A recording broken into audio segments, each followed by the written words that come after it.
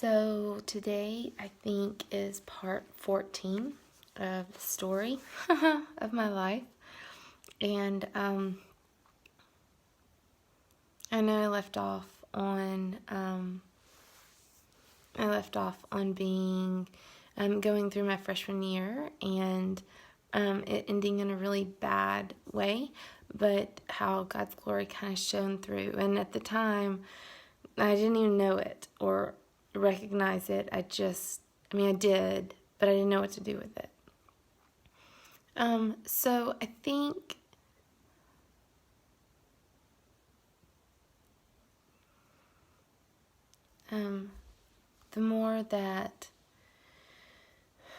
the older we get, like I've said, supposedly we have wisdom. And so I laugh at that because I don't feel wise, but I've got gray hairs and that tells me differently. But does that really make me wise? So as I ended my freshman year of college, I didn't know what to do, and I was trapped. I felt trapped because there was this leeway of everyone was moving forward. I felt like all of my friends, they had kind of moved on, and that's normal in life, but I was stuck.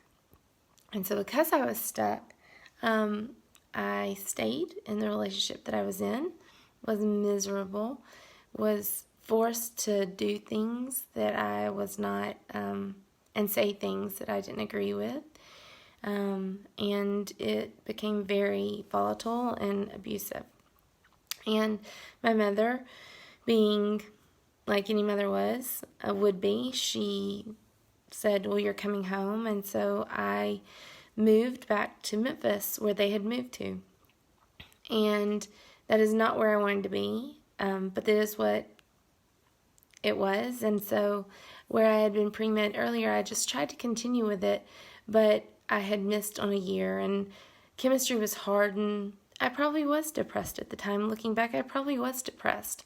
But I went into working and waitressing full-time at Lone Star Steakhouse, and I met my beautiful friend, Beth Forehand. She's not Beth Forehand anymore, but I met my beautiful friend, Beth Forehand, and started going to college, and started to kind of feel like, well, maybe I wasn't supposed to go into pre-med. So I went to University of Memphis and stayed there for my sophomore year and did the normal college things. Went out, had fun, had broken up with that boyfriend. He had stalked me a little bit. And I'd gotten away, but I was different cities away. So that it was better.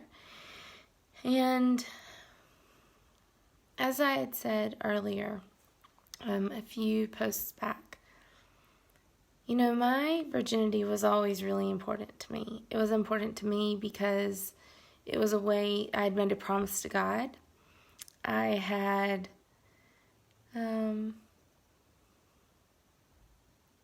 was important to me. It just was. It was my body, and I didn't want anyone to do anything with it. And I broke that promise.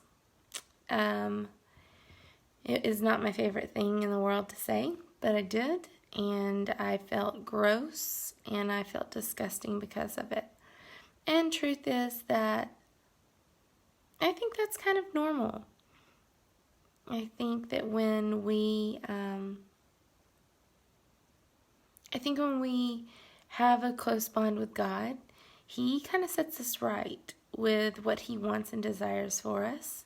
And then when we kind of go out of that boundary, He's quick to remind us, no, that's not where I want you.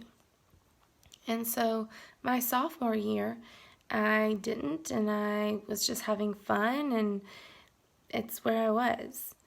I'm not going to say I was perfect by any means, but I was a normal college girl.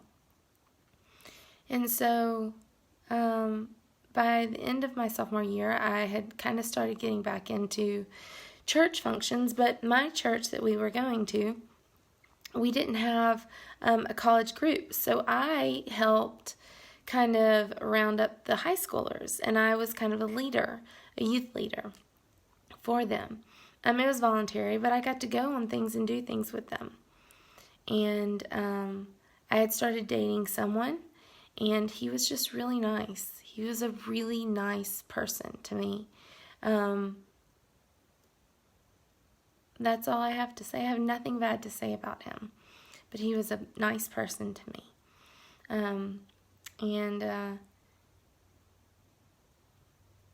Yeah, but my mother hated him, and she hated him because of some things that were going on with other family members with him. I guess with him, I don't know. I still to this day don't know. But I, by no means, like I said, was perfect.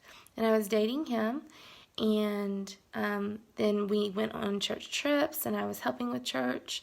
I was going out. I was working full-time. I was going to school full-time. And truth is that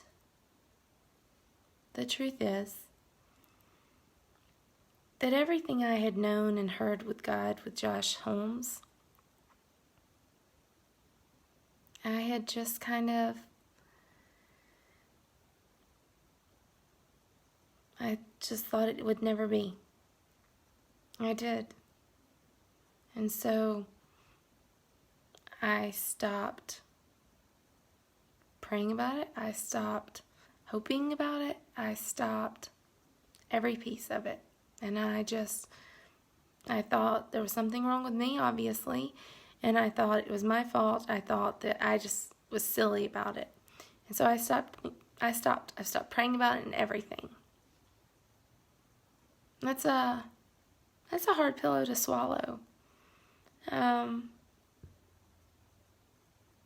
But as we know, God just doesn't stop. And so, but he gives us moments and he says, okay, you're going to do your own thing. I'll let you do your own thing. I might cry here.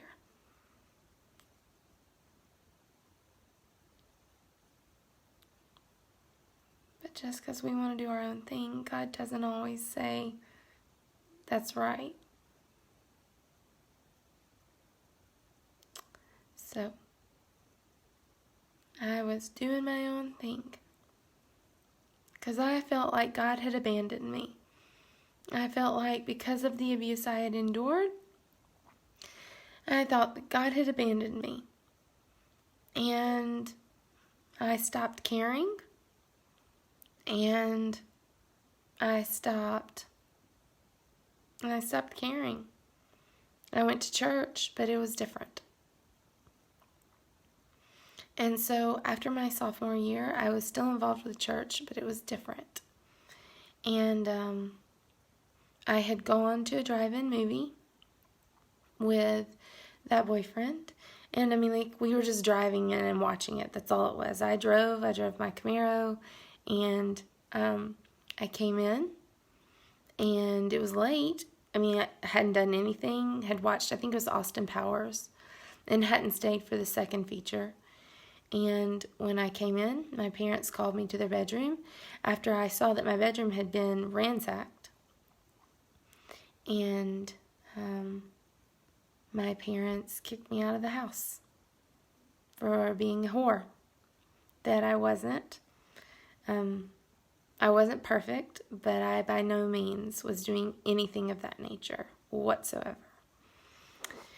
So, at freshly turned 20, full-time college, working almost full-time in waitressing,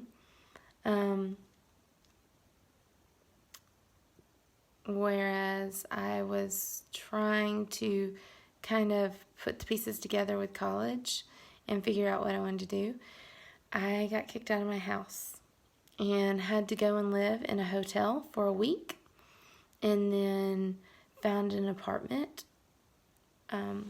with my parents' help and lived on my own.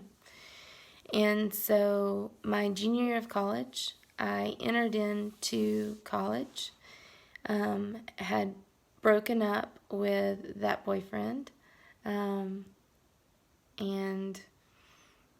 was starting a new life. So, but what I can say is that looking back, 20 years later, not once did God abandon me. Not once. I might have felt it, but never did He.